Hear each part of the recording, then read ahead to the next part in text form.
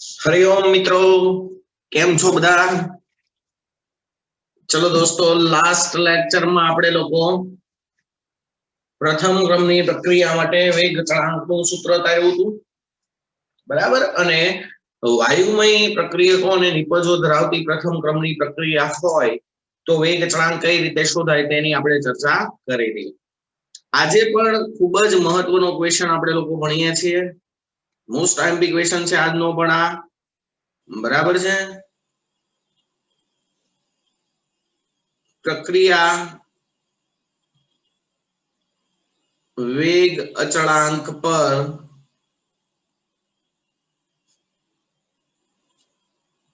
તાપમાનની અસર સવિસ્તાર સમજાવો.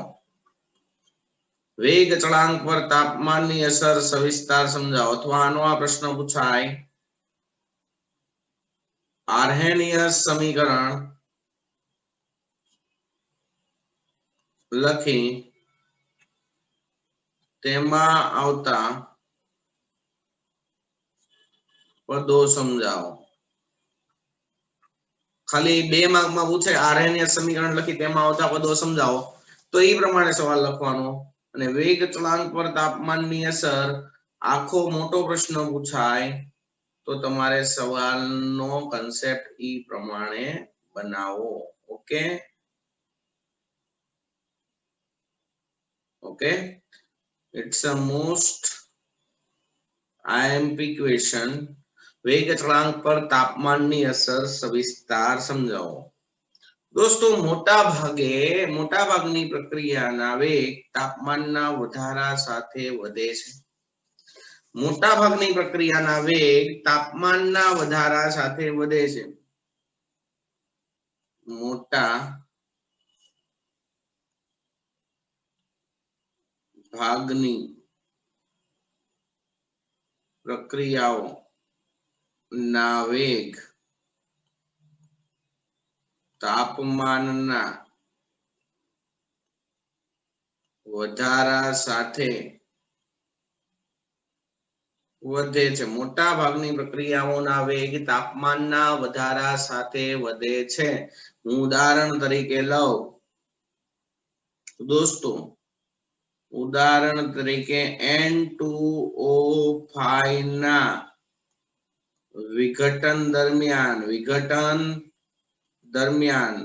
N2O5 ના વિઘટન દરમિયાન N2O5 ની સાંદ્રતા તેની મૂળ સાંદ્રતાથી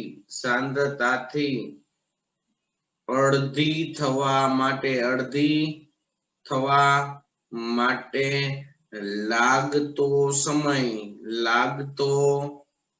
લાગતો સમય દોસ્તો 50 ડિગ્રી સેલ્સિયસ તાપમાને 12 મિનિટ છે. જોજો, 50 ડિગ્રી સેલ્સિયસ તાપમાને 12 મિનિટ છે, બરાબર છે? 25 ડિગ્રી સેલ્સિયસ તાપમાને 5 કલાક છે. અને 0 ડિગ્રી સેલ્સિયસ તાપમાને 10 દિવસ છે. જોઈ લો તાપમાનની અસર તમે, બરાબર છે? તો દોસ્તો, કીધું એ પ્રમાણે N2O5 ના વિઘટનની પ્રક્રિયામાં N2O5 ની સાંદ્રતા તેની મૂળ સાંદ્રતાથી અડધી થવા માટે, એટલે N2O5 નો અર્ધ આયુષ્યકાળ થાય 50 ડિગ્રી સેલ્સિયસ તાપમાને 12 મિનિટ, 25 ડિગ્રી સેલ્સિયસ તાપમાને 5 કલાક અને 0 ડિગ્રી સેલ્સિયસ તાપમાને 10 મિનિટ છે. તો કહેવાનો ઇન્ટેન્શન મારો તમે લોકો સમજી ગયા છો હવે કે તાપમાન વધુ હોય ત્યારે ઓછા સમયમાં પ્રક્રિયકની સાંદ્રતા અડધી થઈ જાય. તાપમાન ઓછું હોય ત્યારે પ્રક્રિયકની સાંદ્રતા મૂળ સાંદ્રતાથી અડધી થવા માટે લાગતો સમય વધી જાય. એટલે હું આમ લખી શકું કે N2O5 માટે શોર્ટમાં લખવું હોય તો 50 ડિગ્રી સેલ્સિયસ તાપમાને T1 કેટલો છે? 12 મિનિટ છે 25 ડિગ્રી સેલ્સિયસ તાપમાને 25 ડિગ્રી સેલ્સિયસ તાપમાને T1 કેટલો છે 5 કલાક છે અને 0 ડિગ્રી સેલ્સિયસ તાપમાને T1 કેટલો છે 10 દિવસ છે સમજાય છે તમને પાકું સમજાય છે ચાલો તો દોસ્તો આવી જ રીતે તમે લોકો પ્રયોગશાળામાં પ્રયોગ કર્યો છે KMnO4 અને ઓક્ઝાલિક એસિડ વચ્ચેનો પ્રયોગ તો KMnO4 અને ઓક્ઝાલિક એસિડ વચ્ચેનો પ્રયોગ છે એ નીચા તાપમાને ઝડપથી KMnO4 નો રંગ દૂર નથી થતો પણ એને ગરમ કરીએ એટલે ઝડપથી KMnO4 રંગવિહીન બને છે બરાબર છે આવી જ રીતે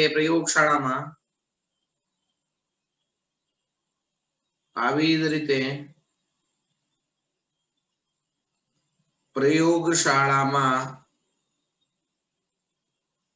KMnO4 અને ઓક્ઝાલિક એસિડ એટલે હું લખી દઉં H2C2O4 ઓક્ઝાલિક એસિડ KMnO4 અને ઓક્ઝાલિક એસિડ વચ્ચેની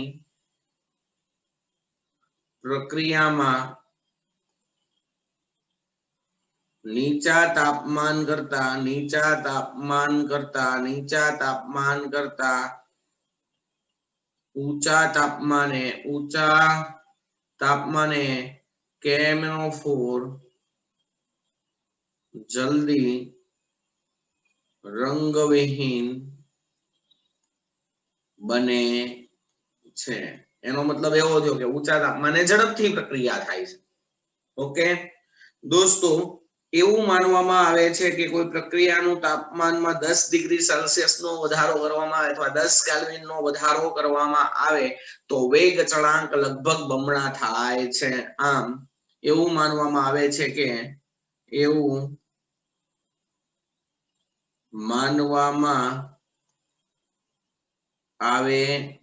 કે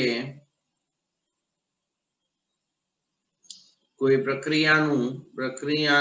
પ્રક્રિયાના તાપમાનમાં 10 ડિગ્રી સેલ્સિયસ નો વધારો કરતા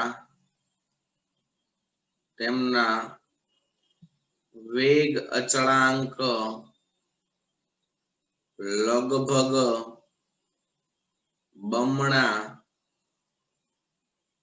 થાય છે આવું કેમ થાય એની આપણે પછી ચર્ચા કરીએ પણ અત્યારે એવું યાદ રાખો કે પ્રક્રિયાના તાપમાનમાં 10 ડિગ્રી સેલ્સિયસ નો વધારો કરવામાં આવે તો તેમનો વેગ અચળાંક કેવા થાય બમણા દોસ્તો વૈજ્ઞાનિક આરએનએસે જુદા જુદા તાપમાનની વેગ અચળાંક પર થતી અસરનો પ્રાયોગિક રીતે અભ્યાસ કર્યો અને એના આધારે એને નીચે પ્રમાણેનું સમીકરણ મેળવ્યું એને કહેવાય આર્હેનિયસ સમીકરણ તમને આર્હેનિયસ સમીકરણ સવિસ્તાર સમજાવો 4 માર્કમાં પૂછે તો અહીંયાથી શરૂઆત કરાય વૈજ્ઞાનિક સ્વાંતે આર્હેનિયસે જુદા જુદા તાપમાનની વેગ અચળાંક પર થતી અસરનો પ્રાયોગિક રીતે અભ્યાસ કરી નીચે પ્રમાણેનું સૂત્ર રજૂ કર્યું જેને આર્હેનિયસ સમીકરણ કહે છે તો દોસ્તો આર્હેનિયસ સમીકરણ આવું છે K is equal to capital A small e raised to minus EA upon RT આ જે સમીકરણ તમને લોકોને દેખાય છે એને કહેવાય દોસ્તો આર્હેનિયસ સમીકરણ અને શું કહેવાય આને આપો સમીકરણ નંબર 1 સમીકરણ 1 ને આર્હેનિયસ સમીકરણ કહેવાય. સમીકરણ 1 માં કે છે કે એ છે વેગ અચળાંક, કોઈ પણ પ્રક્રિયાનો વેગ અચળાંક. એ છે એને આર્હેનિયસ અવયવ અથવા આવૃત્તિ અવયવ કહેવાય, અથવા એને પૂર્વ ઘાતાંકીય અવયવ અથવા ચર ઘાતાંકીય અવયવ કહેવાય. બરાબર છે. એને કહેવાય આર્હેનિયસ અવયવ અથવા આવૃત્તિ અવયવ અથવા પૂર્વ ઘાતાંકીય અવયવ. એ છે એ શું છે? આરએનએસ અવયવ અથવા આવૃત્તિ અવયવ અથવા પૂર્વ ઘાતાંકીય અવયવ. તે ચોક્કસ પ્રક્રિયા માટે વિશિષ્ટ અચળાંક છે. દોસ્તો, ચોક્કસ પ્રક્રિયા માટે વિશિષ્ટ અચળાંક છે. આરએનએસ અવયવ, આવૃત્તિ અવયવ અથવા પૂર્વ ઘાતાંકીય અવયવ કહેવાય. એને કહેવાય એક્ટિવેશન એનર્જી, સક્રિયકરણ ઉર્જા. હમણાં સમજાવું છું દોસ્તો, સક્રિયકરણ ઉર્જા શું છે. સક્રિયકરણ ઉર્જા એટલે શું? તો કે પ્રક્રિયકોના અણુઓને, એકચ્યુઅલી પ્રક્રિયા ક્યારે થાય? બહુ લોજિકલી, પ્રક્રિયકોના અણુઓ જ્યારે અથડાય અને યોગ્ય દિશામાં અથડાય ત્યારે નિપજ મળે, મીન્સ ત્યારે પ્રક્રિયા થાય. તો પ્રક્રિયકોના અણુઓને પ્રક્રિયા કરવા માટે, મીન્સ અથડાવવા માટે પહેલા જે ન્યૂનતમ ઉર્જા જોઈએ, ઓછામાં ઓછી ઉર્જા તો એટલી તો જોઈએ જ. એટલી ઉર્જા ન મળે તો પ્રક્રિયા ન થાય. એને કહેવાય તેની સક્રિયકરણ ઉર્જા. એટલે દોસ્તો, સક્રિયકરણ ઉર્જા એટલે ખબર પડી, પ્રક્રિયા થવા માટે પ્રક્રિયકોના અણુ પાસે જરૂરી ન્યૂનતમ ઉર્જા. પ્રક્રિયા કરવા માટે પ્રક્રિયકોના અણુઓને જરૂરી ન્યૂનતમ ઉર્જા, એને કહેવાય તેની કઈ ઉર્જા? સક્રિયકરણ ઉર્જા. સક્રિયકરણ ઉર્જાનું મૂલ્ય જેટલું ઓછું હોય એમ પ્રક્રિયા કરવા માટે ઓછી ઉર્જાની જરૂર પડે, એટલે એ પ્રક્રિયા ઝડપથી થઈ જાય. બરાબર. આર એટલે થાય વાયુ નિયતાંક. તમને બધાને ખબર છે વાયુ નિયતાંક. આર ની કિંમત જૂલમાં લ્યો તો ઈ ની કિંમત જૂલમાં મળે. આર ની કિંમત કેલરીમાં લ્યો તો ઈ ની કિંમત કેલરીમાં હોય. ઓકે. ટી એટલે યાદ રાખજો નિરપેક્ષ તાપમાન. નિરપેક્ષ તાપમાનનો મતલબ એવો થાય, તમારે તાપમાન શેમાં લેવાનું? કેલ્વિનમાં લેવાનું. શેમાં લેવાનું? કેલ્વિનમાં. બોલો, એટલામાં કોઈને કઈ પ્રોબ્લેમ? ચલો નેક્સ્ટ. હવે સમીકરણ 1 ને એને અહીંયા છેદમાં જ આવવા દો અને આ સાઈડના પદને કરતા બનાવો તો શું થાય? અથવા તો એમ નામ લખો આવી રીતે, કે upon a બરાબર is equal to small e raised to minus a upon rt. દોસ્તો, જમણી બાજુથી e દૂર કરો તો ડાબી બાજુ જે કઈ પણ હોય એને ln લાગે. તો હું આમ લખી શકું, આમ ln k upon a is equal to minus e upon rt. લખાય કે નો લખાય? લખાય કે નો લખાય? ચલો, ln ને દૂર કરવો હોય તો શું લખાય? 2.303 log k upon a બરાબર minus a upon rt. 2.303 આમ જવા દઉં તો શું થાય? log k upon a log k upon a બરાબર minus a upon 2.303 rt. આ 2.303 ને આમ જવા દીધું. બરાબર. આ એક સમીકરણ મળ્યું. આને આપો સમીકરણ નંબર 2. ઓકે. કેટલીક વખત આપણે સીધા આ સૂત્ર દ્વારા દાખલા ગણશું, પણ આપણે તો પહેલું સૂત્ર યાદ રાખવાનું, k is equal to a small e raised to minus e upon rt. ચલો નેક્સ્ટ. હવે આને વિસ્તરણ કરો તો આમ થાય log k minus log a બરાબર minus ea upon 2.303 RT. હવે આ log એને સામેની બાજુ આવવા દો તો શું થાય log k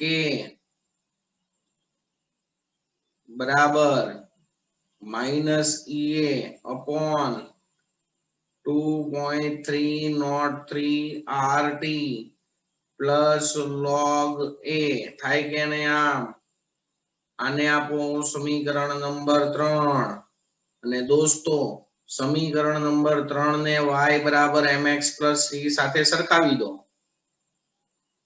તો તમને તમે કોના વિરુદ્ધ કોનો અભ્યાસ કરો છો વેગ ચળાંક પર તાપમાનની અસર જ ગણો છો ને તો સમીકરણ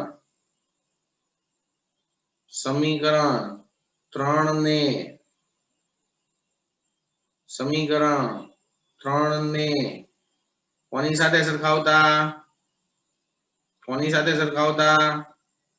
y બરાબર mx plus c સાથે સરખાવતા ચલો સરખાવો તો ગ્રાફ મળશે ઈ ગ્રાફ કોના વિરુદ્ધ કોનો મળે તો જો y અક્ષ ઉપર શું લેશો log k વિરુદ્ધ તાપમાન 1/t છે 1/t નો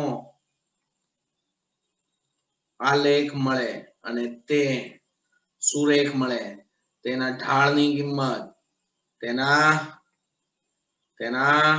ઢાળની કિંમત કેટલી મળશે એના ઢાળની કિંમત મળશે minus ea upon 2.303 r અહીંયા જો ને m બરાબર આ જે છે એ લીધું મેં અને આંતરછેદ ની કિંમત મળશે log a તો દોસ્તો ea નું સૂત્ર શું થશે ea ને કરતા બનાવો તો આ એક માર્કમાં એમસીક્યુ માં પૂછાય કે log k વિરુદ્ધ 1/t નો આલેખ સુરેખ મળે તો સક્રિયકરણ ઊર્જાનું મૂલ્ય કેટલું થાય તો આ ea ને કરતા બનાવો તો માઈનસ આમ જાય તો માઈનસ ઢાળ ગુણ્યા 2.303 r આ સૂત્ર મળે બોલો કોઈને કઈ પ્રોબ્લેમ છે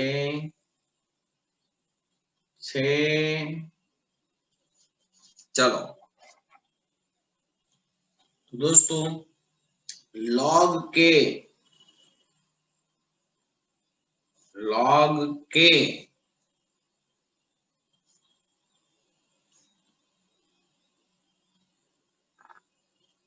અરે યાર log k વિરુદ્ધ t નો આલેખ આપણે ડ્રો કરવો છે બરાબર છે અહીંયા લખું છું log k વિરુદ્ધ 1/t નો આલેખ તો તમને લોકોને મળશે ઢાળ ઉતરતો આવો સુરેખ આલેખ મળશે બરાબર ઉતરતો અને સુરેખ અને ઢાળ મળશે તમને આ y x ઢાળની કિંમત મળશે ઢાળ જે મળ્યો ઢાળની કિંમત મળશે minus ea upon 2.303 r અને આ ઢાળની કિંમત પ્રાયોગિક રીતે મળે એના ગુણ્યા 2.303 r કરો તો ea ની કિંમત મળી જશે ea બરાબર થશે માઈનસ ઢાળ ગુણ્યા 2.303 r ea ની કિંમત મળી ગઈ દોસ્તો તમને ea ની કિંમત મળી ગઈ તમને ચલો ea ની કિંમત મળી જાય પછી તમારી પાસે સૂત્ર હતું એ સૂત્રમાં તમે બધી જ કિંમત મૂકો log k ની કિંમત મૂકો 1/t ની કિંમત મૂકો ea ની કિંમત મૂકો તો ln a ગાણિતીય દ્વારા મળે દોસ્તો 1/t બરાબર 0 થાય ત્યારે અહીંયા આંતરછેદ મળે અને આંતરછેદની કિંમત છે log a તો દોસ્તો વિચાર કરો 1/t બરાબર 0 હોય ત્યારે આંતરછેદ મળે પણ દોસ્તો 1/t બરાબર 0 એટલે તાપમાન અનંત લઈ જવાનું પ્રાયોગિક રીતે અનંત તાપમાન લઈ જવું મુશ્કેલ છે ઓકે તો મેં કીધું એમ પ્રાયોગિક રીતે प्रायोगिक रीते ढाळनु मूल्य आलेख द्वारा मेळवी तेना परथी सक्रियकरण ऊर्जा E નું મૂલ્ય મેળવવામાં આવે છે। ત્યારબાદ log k એ r અને t આ તમે બધી વસ્તુ પ્રાયોગિક રીતે નોંધી છે ની કિંમતો સમીકરણ અથવા તો નીચેના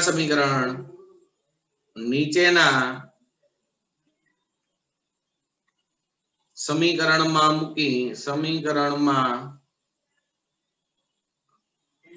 મૂકી એની કિંમત ગણતરી દ્વારા મેળવી શકાય। દોસ્તો એની કિંમત પ્રાયોગિક રીતે આલેખ દ્વારા નક્કી કરવી મુશ્કેલ છે। કેમ તો કે આંતરછેદ ક્યારે મળશે 1/t બરાબર 0 હોય ત્યારે 1/t બરાબર 0 એટલે અનંત તાપમાન પ્રાયોગિક રીતે અનંત તાપમાન કરવું બહુ જ મુશ્કેલ છે ભાઈ બરાબર છે। તો આ log k -EA/2.303 RT plus log A આમાં બધી કિંમત મૂકો log k ની મૂકો EA ની મૂકો RT ની મૂકી જો log A ને કરતા બનાવો તો એની કિંમત મળી જાય। ખબર પડી હે અહીં આંતરછેદ નું મૂલ્ય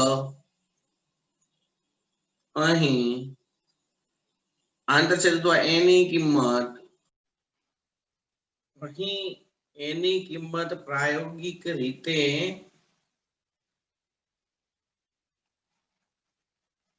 આલેખ દ્વારા નક્કી કરવી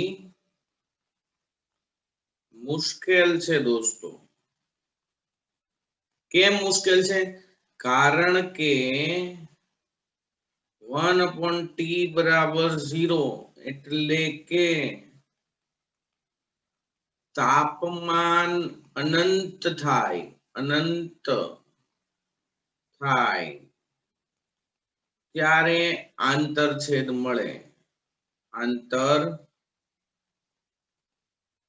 મળે પરંતુ મિત્રો પ્રાયોગિક રીતે તાપમાન અનંત કરવું મુશ્કેલ છે અને ભયાનક પણ છે। તમને બધાને ખબર છે ખૂબ જ ઊંચું તાપમાન હોય તો વિસ્ફોટ થવાની શક્યતા કરે એટલે એની કિંમત આલેખ દ્વારા મેળવવા કરતા ગણતરી દ્વારા આ સૂત્રમાં એ સિવાયના બધા પદોની કિંમત મૂકીને મેળવી શકાય। ઓકે હવે દોસ્તો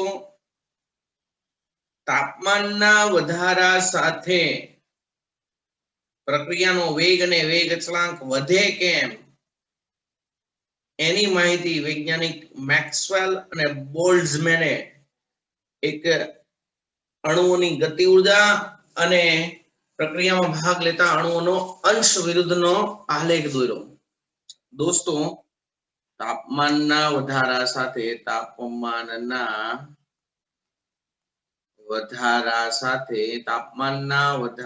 સાથે અણુઓની ગતિ ઉર્જામાં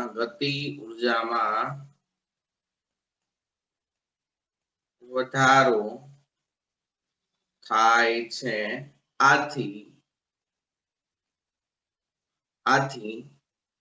દોસ્તો ગતિ ઉર્જા વધે એમ અથડામણ પામતા અણુઓની સંખ્યા વધે અને સક્રિયકરણ ઉર્જા ઘટે। આથી અથડામણ પામતા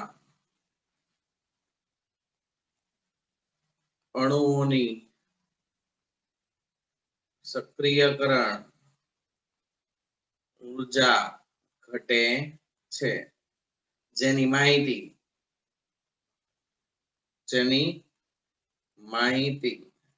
વૈજ્ઞાનિક બોલ્ટ્ઝમેન અને મેક્સવેલે નીચે આલેખ દ્વારા રજૂ કરી.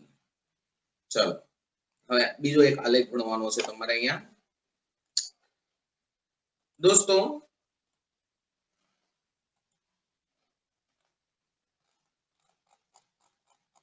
અથડામણ પામતા અણુઓનો અંશ એક અક્ષ ઉપર આપણે લેશું. અથડામણ પામતા અણુઓનો અંશ, ઓકે, ને બીજી અક્ષ ઉપર લેશું તે અણુઓની ગતિ ઉર્જા. y અક્ષ ઉપર દોસ્તો આપણે લોકો લઈએ છીએ અણુઓનો અંશ. ચલો y અક્ષ ઉપર આપણે લઈએ છીએ અણુઓનો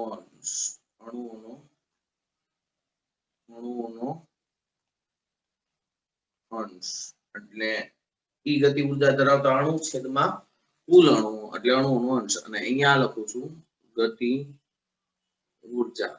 દોસ્તો ટી કેલ્વિન તાપમાને આ આલેખ છે વક્ર મળે છે.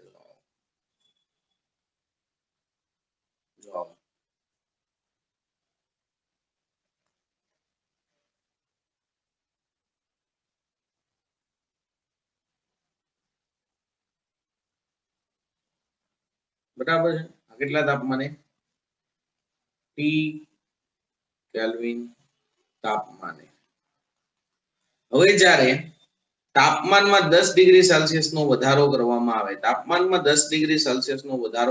આવે તો આ આલેખ આવો મળે છે મિત્રો.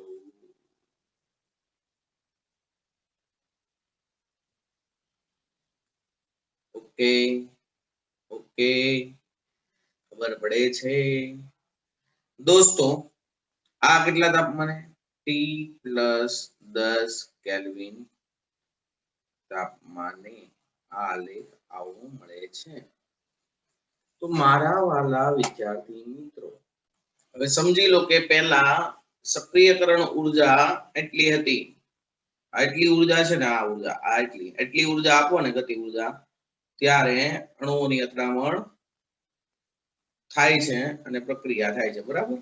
તો આ સક્રિયકરણ ઉર્જા એટલે એટલી ઉર્જા તો મિનિમમ જોઈ ત્યારે જ પ્રક્રિયા થાય, તો ત્યારે સક્રિયકરણ ઉર્જા છે. બરાબર? સક્રિયકરણ ઉર્જા તો પહેલા ટી કેલ્વિન તાપમાને આ પ્રક્રિયામાં ભાગ લેતા અણુઓની સંખ્યા, અણુઓનો અંશ એટલો હતો. બરાબર? હવે T+10 કેલ્વિન એટલે એપ્રોક્સિમેટલી તમે 10 કેલ્વિન વધારી દીધું, તો હવે પ્રક્રિયામાં ભાગ લેતા અણુઓનો અંશ વધી ગયો, એપ્રોક્સિમેટલી બમણો થઈ ગયો. એટલે આપણે પહેલા એવું સ્ટેટમેન્ટ આપ્યું, યાદ કરો કે પ્રક્રિયામાં 10 કેલ્વિન નો અથવા તો 10 ડિગ્રી સેલ્સિયસ નો વધારો કરવામાં આવે તો તેમના વેગ અથવા વેગ ચળાંક કેવા થાય? લગભગ બમણા થાય છે. તો આ જે આલેખ છે એને કહેવાય મેક્સવેલ નો વેચણી વક્ર. દોસ્તો ખૂબ જ ઉપરના આલેખ ઉપરથી શું માહિતી મળે? ખૂબ જ ઓછી ગતિ તેમજ ખૂબ જ વધુ ગતિ ધરાવતા અણુઓનો અંશ ઓછો હોય છે. ખૂબ જ ઓછી ગતિ ઉર્જા તેમજ ખૂબ જ વધુ ગતિ ઉર્જા ધરાવતા અણુઓનો અંશ ખૂબ જ ઓછો હોય છે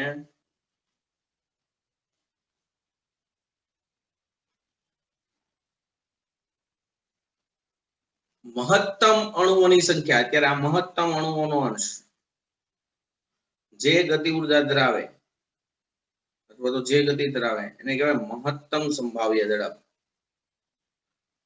મહત્તમ અણુઓનો અંશ જે ગતિ ધરાવે તે ગતિ અથવા ઝડપને મહત્તમ સંભાવ્ય ઝડપ વધે છે હવે દોસ્તો આ છે એને મેક્સવેલ નો વહેંચણી વક્ર કહેવાય હવે તાપમાનનો વધારો કરો તો મહત્તમ સંભાવ્ય ઝડપ એ વધે તો પહેલા મહત્તમ સંભાવ્ય ઝડપ T કેલ્વિન તાપમાને એટલી હતી હવે T પ્લસ 10 કેલ્વિન તાપમાને મહત્તમ સંભાવ્ય ઝડપ એટલી થઈ જાય તથા મેક્સવેલ નો વહેંચણી વક્ર છે એ જમણી તરફ ખસે બરાબર છે તાપમાનના વધારા સાથે તાપમાનના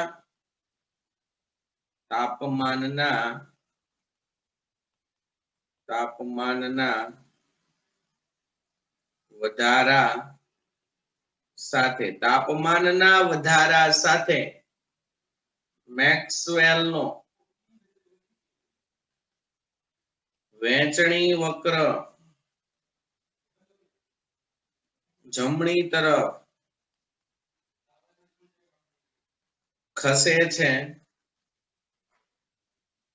તથા મહત્તમ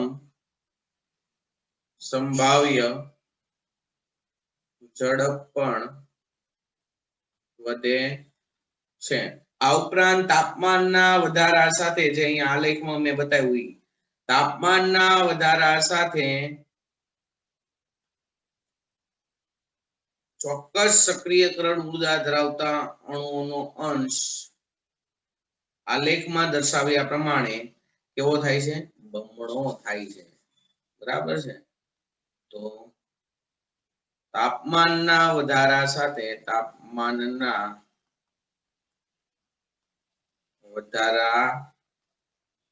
સાથે ચોક્કસ સક્રિયકરણ ઉર્જા એટલે EA શોર્ટમાં લખો ચોક્કસ EA ધરાવતા અણુઓના અથડામણનો અંશ આલેખમાં દર્શાવ્યા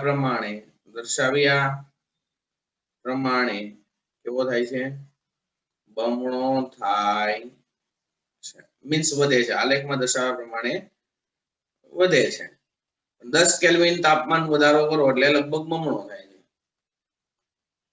અને 10 ડિગ્રી સેલ્સિયસ તાપમાનના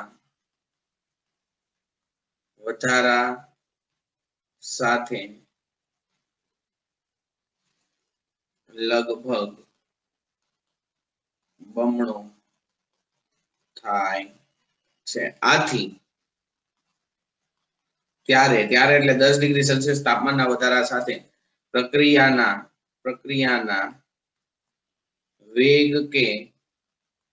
વેગ અચળાંક લગભગ કેવા બને છે બમણા